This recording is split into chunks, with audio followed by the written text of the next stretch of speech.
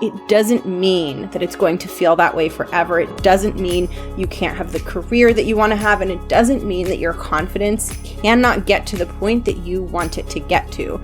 What so much of mindset work is being careful not to overindulge the doubtful parts of you and to intentionally feed the optimistic, hopeful parts of you. You get that result and that feeling of confidence and that expert status because you are willing to swim in the mud of being a beginner. Welcome to The Art of Speaking Up, a podcast that helps professional women access the limitless potential that lies within them. I'm your host, Jessica Guzik, and my mission is to help you find that spark inside you that has the power to transform your career in ways you may not have thought possible. I'm so excited that you're here. And now, on to the show.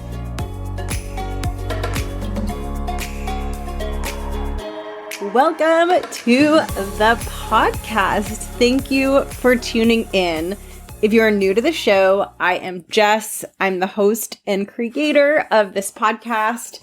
I had a career in the corporate world. I was a strategist. I worked at big media and entertainment companies, and I loved my corporate career, but I also went on kind of an intense and difficult, but also very rewarding journey in my corporate career of finding my voice and finding my confidence. I really struggled at the beginning and middle phases of my corporate career with trusting myself. I struggled with imposter syndrome. I struggled with confidence.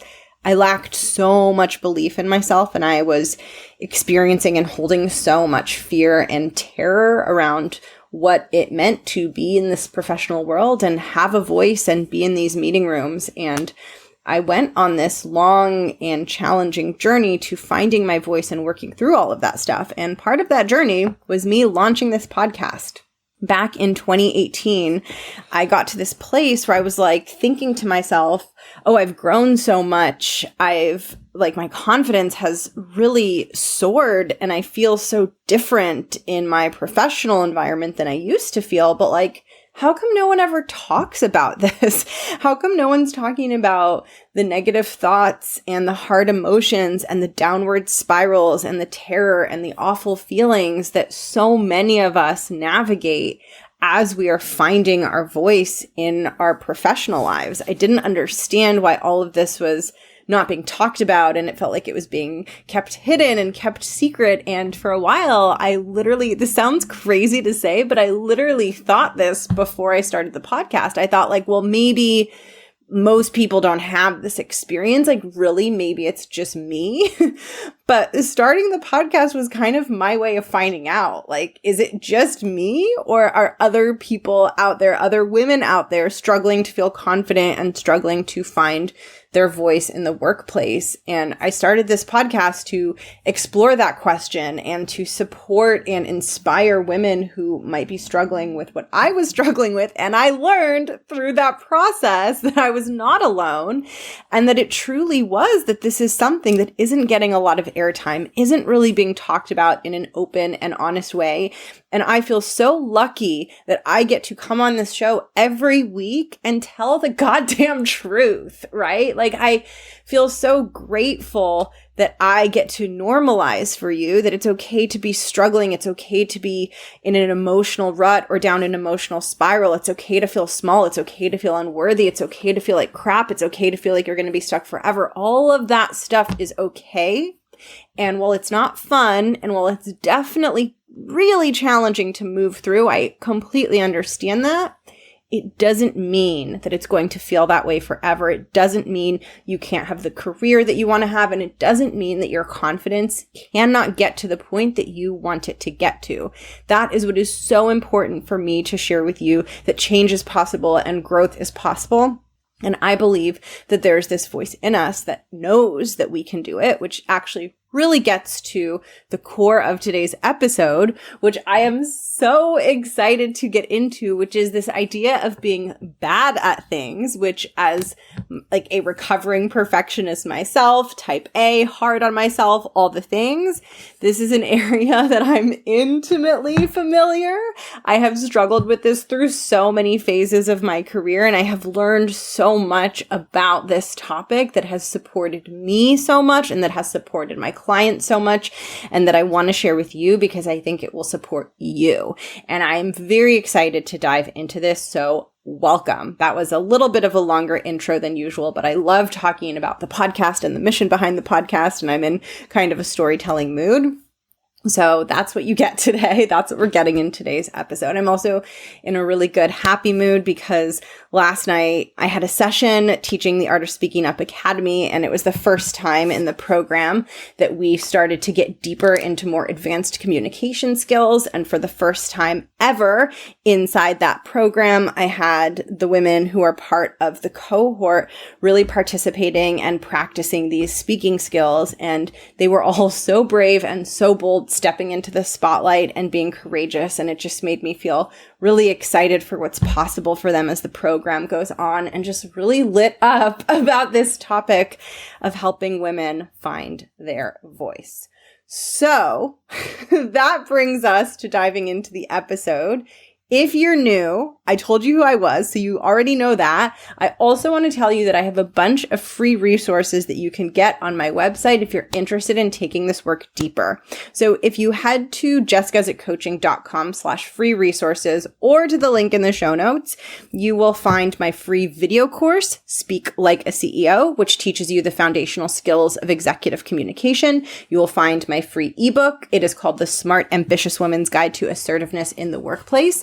And you will also find a couple other free courses, some workbooks that go with some of the podcast episodes. So if you're craving to go deeper into this work, definitely check those out. I will link it below. It's jessguzikcoaching.com/free resources. And now we are going to talk about being bad at things, which for me is something that I have a lot of personal experience, not just in being bad at things, but beating myself up for being bad at things, self-flagellating for being bad at things, being very harsh and cruel to myself for being bad at things. And one of the most powerful things that I have learned over, I would say maybe even just the past year, year and a half, 2 years, like this is a more recent learning for me, is that the way that we orient and think about and feel about the things that are hard for us determines how long it will take us to get better at them. So I think a lot of times we just tend to think, well, I'm just like bad at this thing, so it's just going to take forever and it's going to be really painful for me to get good at it. But actually, the thing that's going to determine how quickly you get good at the thing that's hard is how you think about and what kind of inner narratives you tell yourself about the struggle itself. And that's what today's episode is all about. So I want to share with you a concept that is so helpful to me and so freeing and so liberating, and it gets me out of so many negative spirals and mindset traps, and I think it will for you too. And the concept that I'm sharing is the difference between being bad at something versus being a beginner at something. And if you can catch your brain when it tries to tell you that you're bad at something, and if you can gently course correct and say, nope, I'm not bad at this, I'm just a beginner, it will help you relieve so much suffering, and it will help you get better at the thing faster. So first, I want to define what it means to be bad versus to be a beginner. Then I want to share with you a story of some cringy moments that I experienced that really drove this concept home for me and really inspired this episode. And then I'm going to give you some thoughts on how to be good at being a beginner. Because when you're good at being a beginner, you grow faster. And this applies no matter what you're working on. If you're working on stage fright, if you're working on contributing more in meetings, if you're working on being more proactive in your role, if you're working on a job search, if you're working on tackling imposter syndrome, no matter what you're working on, whatever thing is quote unquote hard for you, or whatever is the thing that you feel you are quote unquote bad at, that is what I'm talking about in this episode. Okay, so being bad at something means that the skill that you have around that thing is just bad. You're just not good at it, and you're never going to be good at it, right? That's what it means to be bad at something. It means there's something about you where you're uniquely effed that this thing just isn't in your wheelhouse. Being a beginner means that you are early on in your journey of mastering this specific thing. And depending on what the thing is that you're trying to master, if it is complex and if it is something that requires time and evolution, which most hard things do, then it is quite possible that the beginner phase might last for what feels to you like a long time. But the difference between being bad versus being a beginner is that when you think you're bad at something, you believe that you're stagnating, that you're not getting better, and that you won't ever get better. But when you believe you're a beginner, even during the moments where it might feel like you're stagnating and it might feel like you're not getting better at the thing, you know that you're getting better. You're just on a long timeline that's going to take you a while to attain mastery. And I will tell you, with all the topics surrounding my voice and confidence and all of the things, it takes time. It is not something that happens in a day. It is not something that happens in a week. It is something that happens over the course of months, and for some people, over the course of years. So this can make seeing yourself as a beginner and buying into the possibility that you can grow and change much harder, because the change is happening at a pace that is sometimes too slow to see in the moment, and that can easily be mistaken for you stagnating and you not making progress. Now, if you decide to label your experience as stagnating and not making progress, that is one of the sneakiest, most subtle, but damaging things that you can think, because when you think that, it takes away the motivation to keep going and keep moving up that learning curve. If you conclude that you're stagnating and you're not moving forward, it means that there's nowhere to go. You might as well stop what you're doing. So it's so important when something is hard for you or it's just not feeling good for you to ask yourself, is this because I'm bad at it, or is it because I'm a beginner? And I really want you to think about this. When you tell yourself it's because you're bad at it, how does that affect your confidence? And how does that affect the pace at which you grow? Versus when you tell yourself you're a beginner, how does that affect your confidence? And how does that affect the pace at which you grow? I had an experience recently that really reminded me of what it's like to be a beginner and to have my brain yelling at me that I'm bad at something, and to have my brain be confused and thinking that the difficult experience that I was having was because I was bad at something. And I was able to catch myself in the moment, and I want to share it with you because it might help you see where you are doing this to yourself. So a few weeks ago, I decided to sign up for magic classes, because there's this really cool place in LA called the Magic Castle.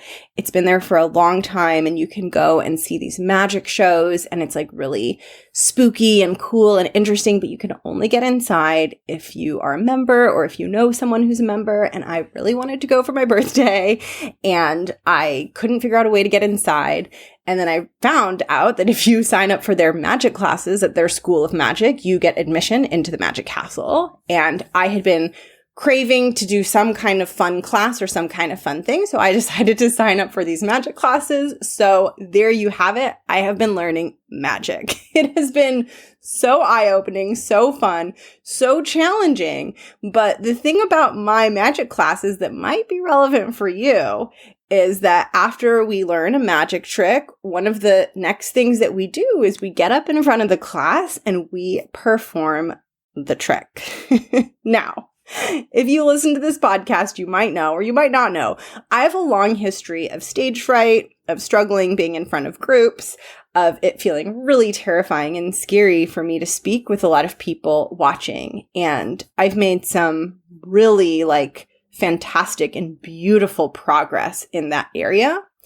But what often happens for me, and my clients experience this too, is sometimes when you're doing something that's very, very new and very different than what you've ever done before, old stage fright that you have worked through comes back in the new setting because the new setting is harder and more different. And that definitely happened to me in my magic classes when I had to do magic tricks in front of the class. Full on stage fright coming back completely. So what happened is we learned a couple of tricks, and then after we learned them, we had to do them in front of the class. Now, here's the thing about magic tricks is they're not easy. They're really hard to do. You have to keep a lot of different things in mind. You have to be really dexterous and flexible with your hands. You have to remember certain things. Like there's a lot going on when you're doing a magic trick. So to get up in front of people and be really nervous and to do it smoothly when you're a beginner is a really, really, really challenging task. So I got up in front of the class.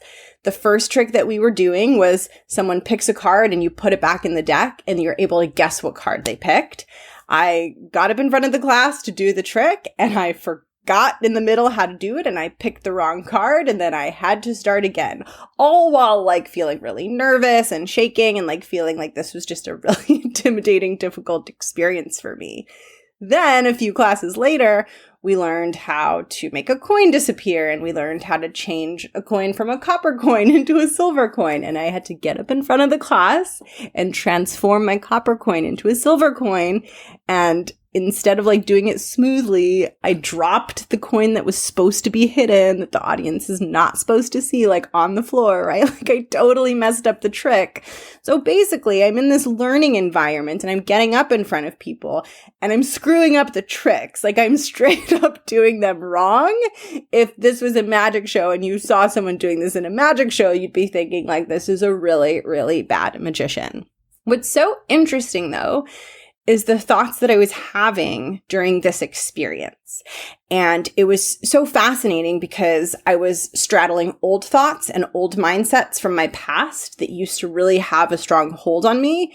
And I was also straddling new thoughts and my more current mindset that represents who I am right now. And I could see both of those operating within me. And the old mindset wanted to tell me that I was really bad at magic. And my new mindset wanted to tell me that I was a beginner and this made total sense. So my old mindset was saying things to me like, oh my gosh, this is pathetic. You can't sign up for any more classes after this class because this is so embarrassing. The class hates you. The instructor hates you. Everyone's laughing at you. Like, why are you sweating? This is ridiculous. Like, you're sweating in every class. This is getting old. Is it so hard to just make a damn coin disappear? You can't even remember one thing in the deck of cards and you just screwed it all up. So that voice was operating within me. But the beautiful thing is I had another voice, which is, well, there's many others, right? But the one that I'm referring to here is the voice of the part of me that knows that I'm a beginner. And that voice was saying things like, this is the intro level class. You have never done this before. You are doing something very brave to get up in front of a group of people and try out this magic trick. The more you do this, the better you will get at this. One day you will be able to do this trick perfectly smoothly and have fun. And that's the voice that had me coming back class after class and still getting up in front of the class and still doing my screwed up tricks, like messing up, even though I had been struggling. Old me would have spiraled down in shame and wanted to stop showing up to class. Like old me would have created so much drama out of a magic trick that I messed up in a class and would have wanted to avoid and opt out of the experience. But instead, I just kept showing up and kept having fun and kept engaging. And I'm enjoying the class so much, even though I'm having this experience, because I'm opting into the perspective that I'm a beginner. And I'm opting into the perspective that how everything's going and feeling makes total sense and nothing has gone wrong here.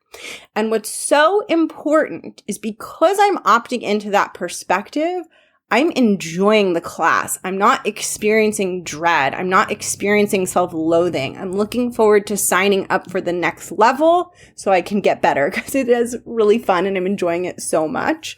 But old me wouldn't have gotten there because the pain of being in the story of I'm bad at it would have been so intolerable that the only way I would have known how to cope with that pain is just to exit and remove myself from the situation. So I really want you to see how this story of being bad at something slows down your growth because it makes you feel horrible and it removes the possibility that you can change and evolve. Versus when you opt into the story that you're a beginner, you feel differently. You feel like there's hope. You feel inspired. You stop making the struggle and the thing that's hard mean that something has gone wrong or something is wrong with you, or that you can't keep doing it with your full heart, or you can't enjoy it, or you can't fully lean into the experience. And that's why this is so important, because you could hear this and your brain might be doing this. Like, you could hear what I'm saying and you could say like, yeah, but like, how can we know if you're bad at it or a beginner? Like, there's really no way to know. It's so subjective, right? And it is subjective. Whether you think you're bad at something, whether you think you're a beginner, that's your personal judgment, your personal opinion. We can't measure that. We can't really prove that in a court of law, right? But the important thing is whatever perspective you choose becomes a self-fulfilling prophecy, because when you choose the perspective that you're bad at it, you feel discouraged and frustrated and you notice where you're getting stuck and where it's feeling hard, and you bring in emotions like self-judgment and shame and you're self-criticizing, and everything becomes really damn heavy. Versus when you say that you're a beginner, that becomes a self-fulfilling prophecy too. But the prophecy isn't that you're bad at it. The prophecy is that you're a beginner. And when you're a beginner, you can also become an advanced beginner. And then you can become intermediate. And then you could become advanced intermediate. And then you can become advanced. And then you could become expert, right? But for most people, it feels more familiar to lean into the story that they're bad, and it feels really scary to be in that beginner phase and really vulnerable. And because a part of you doubts that you'll ever make it to that expert phase, it feels so far away. There's so many steps between you and that end result that you want, whether that's speaking up confidently in a meeting or leading a big team or whatever it is that you want in your career. It feels so far away that there's something in you that's like, I don't even know if I can do it. And so it feels intolerable to stay in the beginner phase, right? Which means you're not really believing that you're a beginner, because if you're believing you're a beginner, then you believe you can become an advanced beginner, and then you can become intermediate, right? If you truly believe you're a beginner, then you believe you can make it all the way up the mountain, right? So if you're feeling like that end result is impossible, it's because you're thinking you're bad at it and you're thinking that you're not a beginner. This is so important because for so many of the things that you're working on, the beginner phase will often take time. It isn't going to be a quick switch where you're going to be like, okay, Jess said that I need to think that I'm a beginner, so I'm going to think I'm a beginner and I'm going to go to the meeting, and then the meeting's going to be hard because I'm a beginner, but then the next meeting is going to be really good because I listened to her advice and said I was a beginner. No. What's going to happen is you're going to be like, okay, I'm a beginner. I'm going to go into the meeting as a beginner. It's a hard meeting. And then you go into the second meeting with this unconscious expectation that because you're listening to this mindset advice, it should solve itself and everything should get better for that second meeting. And then you go into the second meeting and it's still hard because you're still a beginner, and you lose your belief.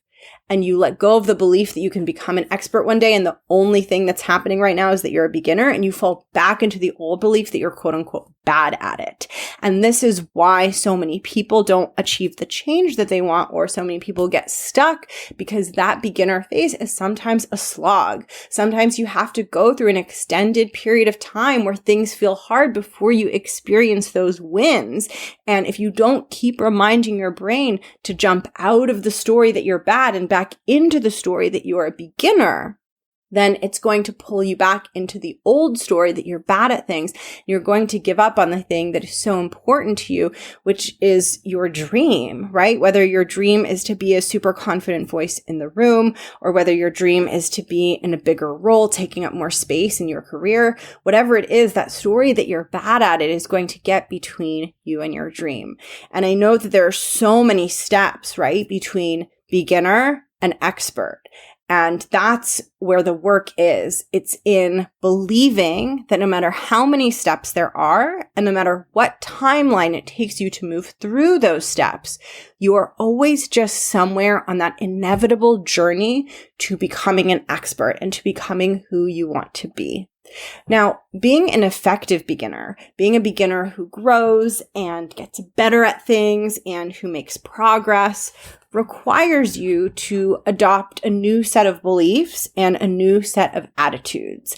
And these can maybe feel unfamiliar if you're someone who's motivated through harshness or through self-criticism, but they're really important. And they're really, in my opinion, the only way to be a quote unquote good beginner and a beginner who is positioning themselves to make progress. So here is what will help you be better at being a beginner, better at being in that phase where you're getting started and it might feel hard, but your change and your evolution is inevitable. The first quality that makes you a really good beginner is being self-loving. This was what helped me not spiral down in my magic class when I was sweating and doing the magic tricks wrong in a way where I guessed the wrong card and where the coin that I was supposed to make disappear fell on the ground and clinked loudly. I had to be very self-loving. And instead of saying, "Why did you do that, Jessica? Why is this so horrible? Like, why are you looking so stupid in front of the class?" I had to say, "I'm so proud of you for getting up here and doing this. You are badass." So self-loving is the first quality because as a beginner, you fumble and you make mistakes and it doesn't always go well and it doesn't feel good. If you're not self-loving, every fumble is going to be so painful and it's going to make you want to give up and throw in the towel and stop being a beginner. So that is the first one. The second is non-judgmental. This is so important. This is one of the first things that I work on in my one-on-one work with my clients. And it's one of the first things that I looked at with the women inside the Art of Speaking Up Academy is this idea of self-judgment and the judgments that we have about ourselves. It's one thing to be struggling and to have a fumble. It's another thing to start spewing out really mean, harsh, judgmental thoughts about yourself because of that fumble.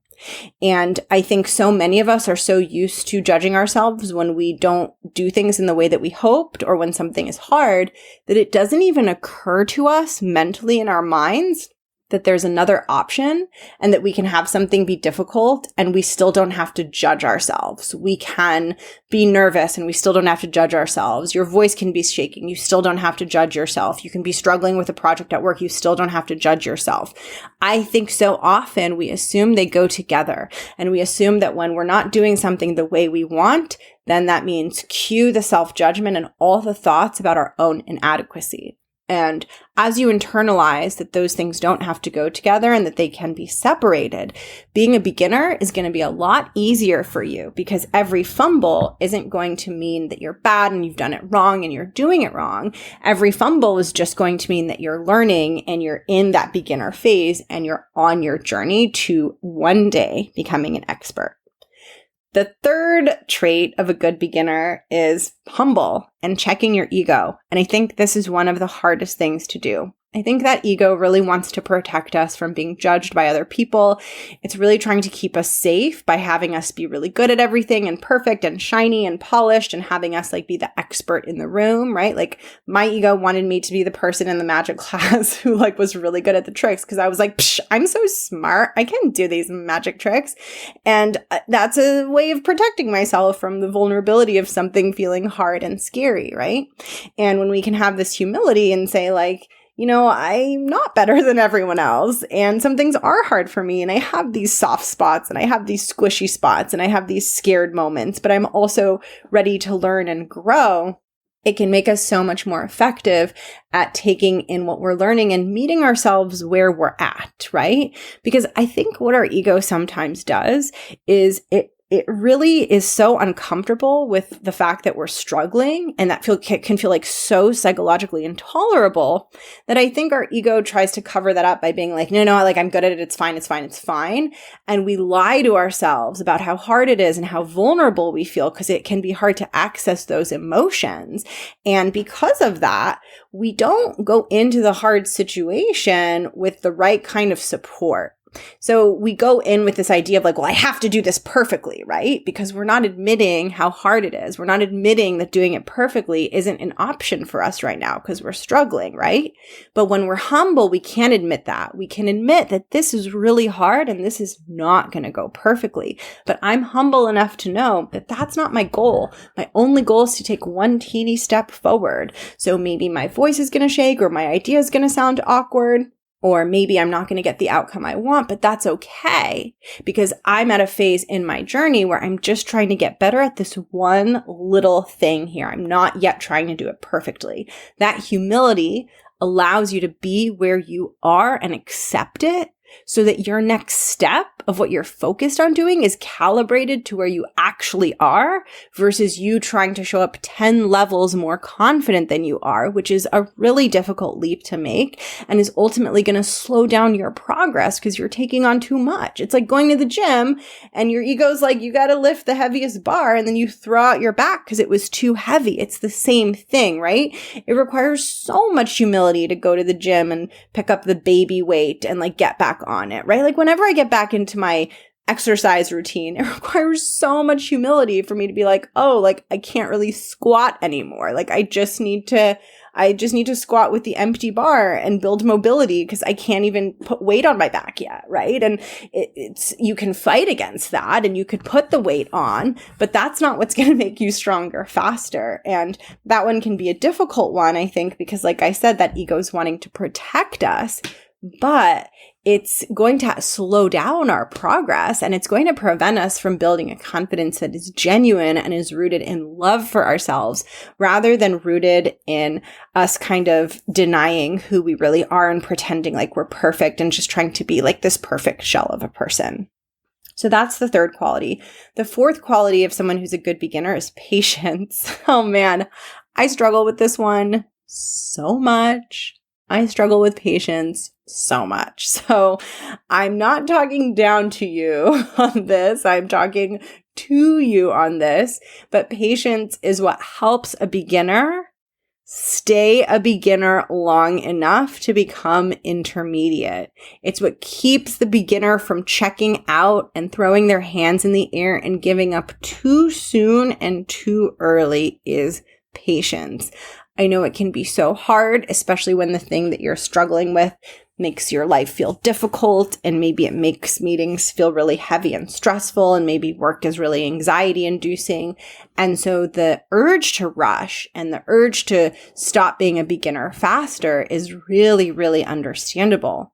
And the work lies in understanding that real growth, sustainable growth, is slow and steady, and that while rushing might feel like a way to jump past your struggles and get to that elusive endpoint, it's not going to get you there. It's not going to work.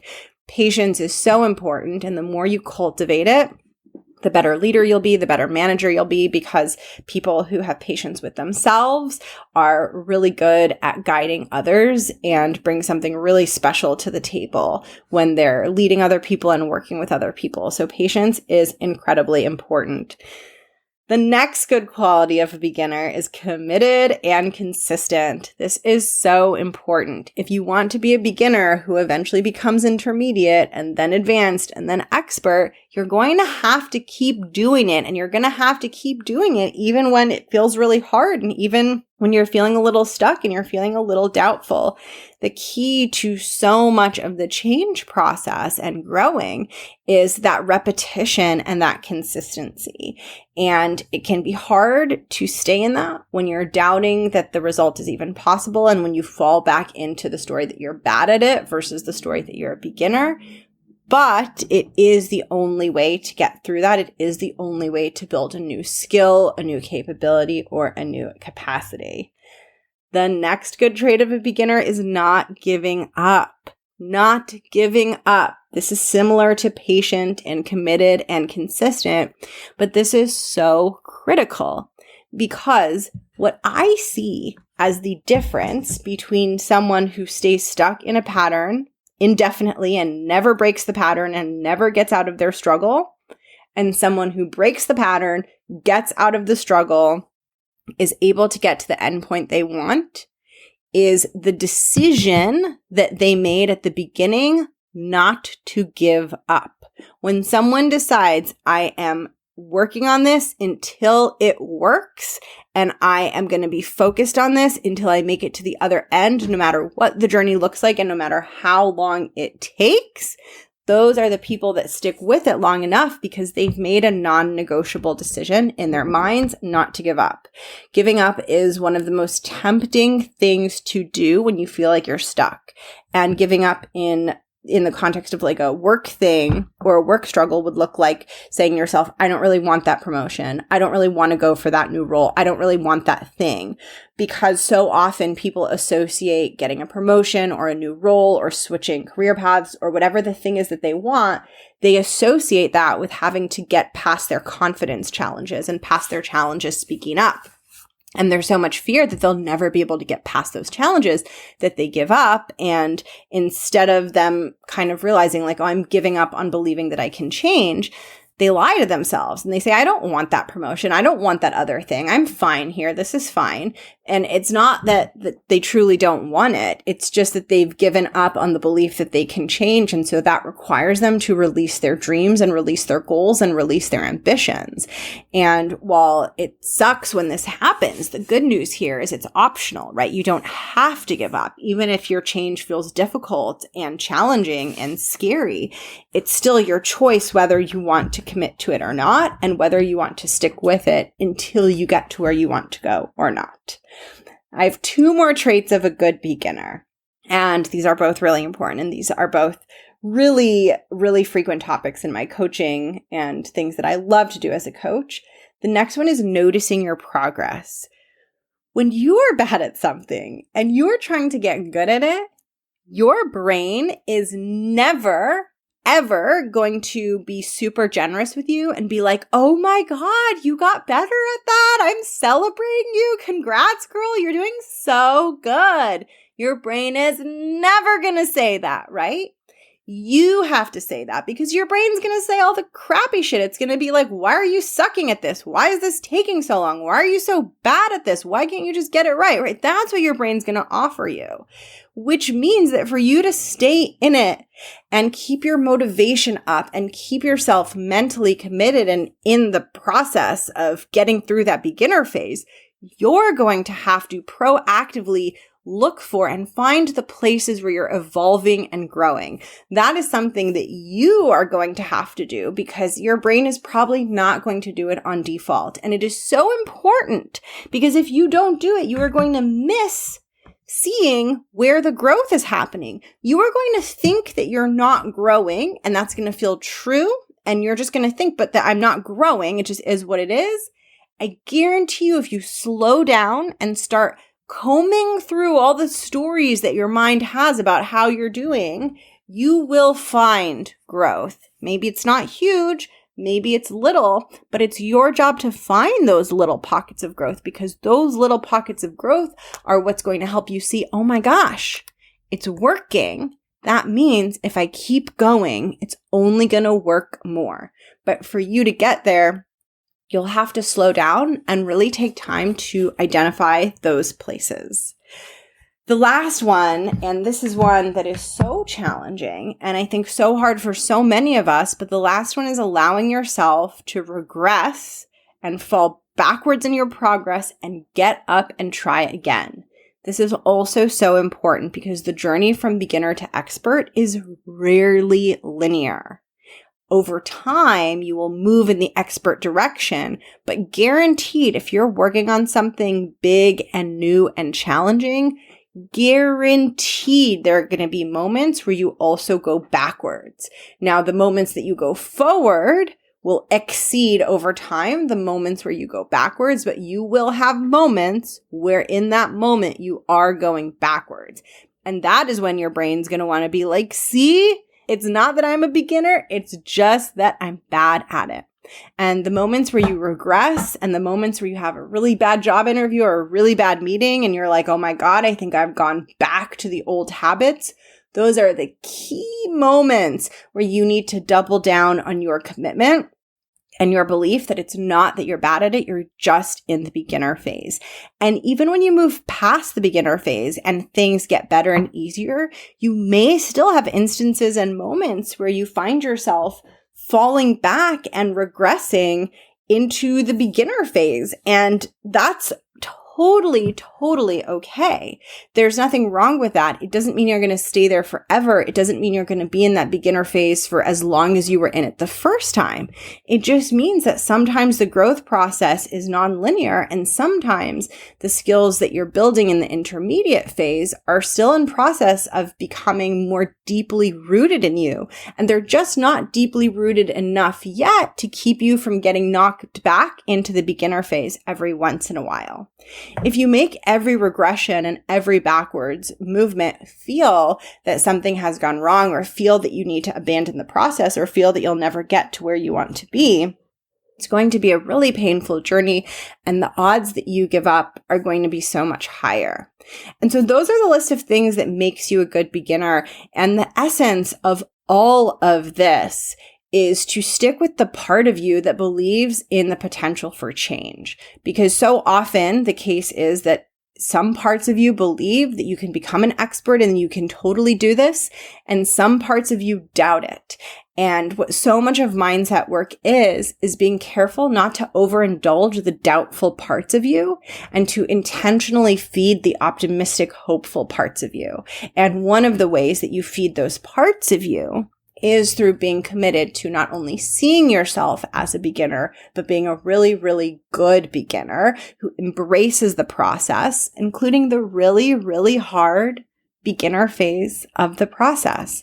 And it's worth it, because when you become an expert and you can look back at that beginner phase and you're like, oh my God, that was so hard, you will feel so much more solid and proud of yourself and accomplished in your expertise than if your beginner phase had been smooth sailing and easy. The expertise that you build will be more deeply rooted. It will come from a firmer, stronger place because you were willing to go through that beginner phase.